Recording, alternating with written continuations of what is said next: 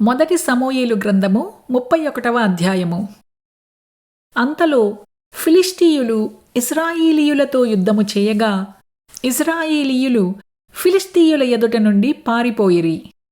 Gilboa పర్వతము వరకు ఫిలిష్తీయులు వారిని హతము చేయుచు, సౌలును అతని కుమారులను తరుముచు, యోనాతాను, అబీనాదాబు, మెల్కీషూవా అను సౌలు యొక్క కుమారులను హతము చేసిరి.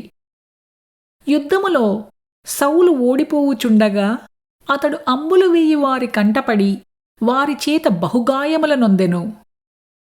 అప్పుడు సౌలు, సున్నతి లేని వీరు వచ్చి నన్ను పొడిచి అపహాస్యము చెయ్యకుండునట్లు నీ కత్తి దూసి దానిచేత నన్ను పొడువుమని తన ఆయుధములను మోయువానితో చెప్పగా, అతడు భయము చేత అలాగున చేయనొల్లకుండెను కనుక సౌలు తన కత్తి పట్టుకొని దానిమీద పడెను.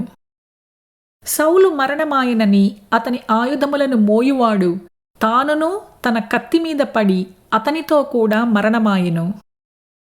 ఈలాగున సౌలును అతని 3 కుమారులును అతని ఆయుధములను మోయువాడును అతని వారందరును ఒక్క దినముననే మరణమైరి.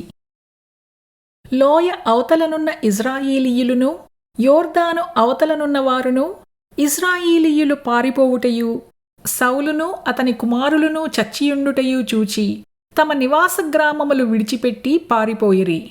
ఫిలిష్తీయులు వచ్చి వాటిలో కాపురముండిరి.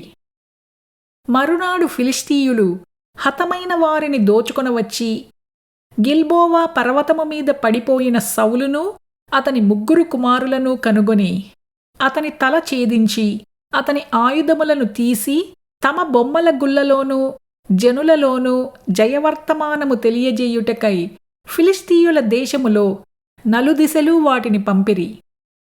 మరియు వారు అతని ఆయుధములను అష్టారోతు దేవి గుడిలో ఉంచి అతని మొండెమును బేత్షాను పట్టణపు గోడకు తగిలించిరి.